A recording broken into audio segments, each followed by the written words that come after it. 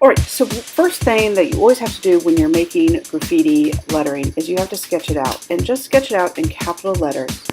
And then go around those letter lines. And I like to sort of think of like a theme or a shape that I want to incorporate. So for my first one, I'm just doing triangles. I just wanted to make it very triangular. So I'm trying to figure out how to turn each one of my letters into a triangle. Once you've done that, you're going to go around it with just a black marker is fine, and trace around with the black marker. After you've just traced it out, that way you can see what it's going to look like a little bit better, and you can erase your pencil lines, and this is an outline. You might also want to go for a theme, so I'm going to go for like an arrow theme for this one, and then a bubble letters for the other one. Here I'm putting the letters a little bit further apart so I can play with the shapes.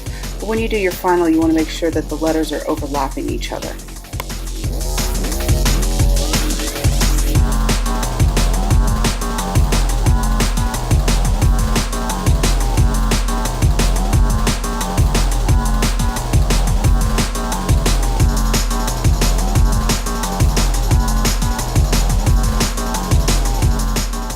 Alright, after you've made 3 sketches, it's time for your final. So I've decided to do the arrows. I think that has the most amount of meaning for me because I'm always going in all different directions. So now you're going to put your letters on your big paper, and you want to make sure you do it really well and have your letters overlapping each other so that they look tight next to each other. If you know how to do a drop shadow, you can do that too. There's a lot of drop shadows in graffiti art making. It's very common and popular, so you can add a drop shadow if you want to do that. You do not have to do that if that's not something you're comfortable with. After you have finished out the basic outline of the letters, you also want to create some symbol shapes inside the lettering. These can be basic shapes, or these can be more symbolic, but they do have to have personal meaning. And I'll be asking you to provide that meaning in your artist statement later. So here I'm going to be adding some more triangles, pointing also in different directions to show how creativity comes from all different angles. So when I write my artist statement, that's what I will write about.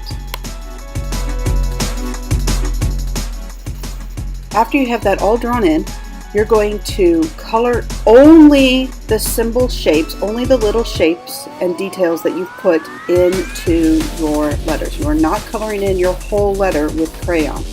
Just a few of your symbols that you color in with crayons. So you only have a few symbols in your letters, and those are colored in with crayons. And also make sure that the coloring is also symbolic, so mine are going to be in warm colors to symbolize my energy. I have lots of energy, and so I'm using warm colors. Alright, once that is colored in with crayons, because we're going to be doing kind of a wax resist technique, we're going to get out regular markers. Okay, they can be washable markers or they can be non-washable markers, but they do have to be just regular everyday markers, not permanent. Okay, they have to be water-based. You're going to do a nice thick outline of your letters, and then you're going to go over each one of those outlines at least twice, if not 3 times. Now, if you've done a drop shadow and you want to do that in a different color, that's great. But first go over your lines 2 or 3 or 4 times. You want to go over those lines a lot. You want to put a lot of ink down on those lines because we're going to be using that ink to paint the rest of this, which is a really cool technique to make this look more spray painted. So now I've outlined it. I'm going to color in my drop shadow with orange, which is also a warm color and is adjacent to red on the color wheel, so it will look good and it will mix well. I'm going to outline this middle part in crayon because I don't want anything on the inside. I want that to stay white. Alright, I'm just going to finish coloring in the rest of this. Alright, now it's time for the final technique, which is to just get some nice clean water and you're going to paint the inside of your letters, and that will draw out the ink out of that marker. Then dry your brush off really well, and you're going to like fluff out, you're going to pull out the paint with what's called a dry brush technique. My paintbrush nice and dry here, and you just flick out that ink paint. Just flick it out, so you should be able to see sort of a spray effect. Get it wet on the inside, and then with a dry brush, flick it out so it looks like it's been sprayed.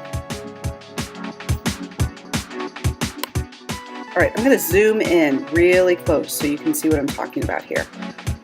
So I paint in the whole area there, and that red ink is starting to spread out. And just flick, flick, flick, flick, flick with my flat bristle brush. It has to be a flat bristle brush. So see how I flick, flick, flick, flick, and it gives it sort of that sprayed look around it. Especially when it's dry, it looks even better. Paint around, getting that ink nice and wet, then dry the brush and flick out the paint there. That's a really good technique there at the top of that second O. Alright, and then that's pretty much it. You're going to continue to do that for each one of your letters, giving it that spray painted glow effect, and once it dries, it's going to look really great. Alright, enjoy and have fun.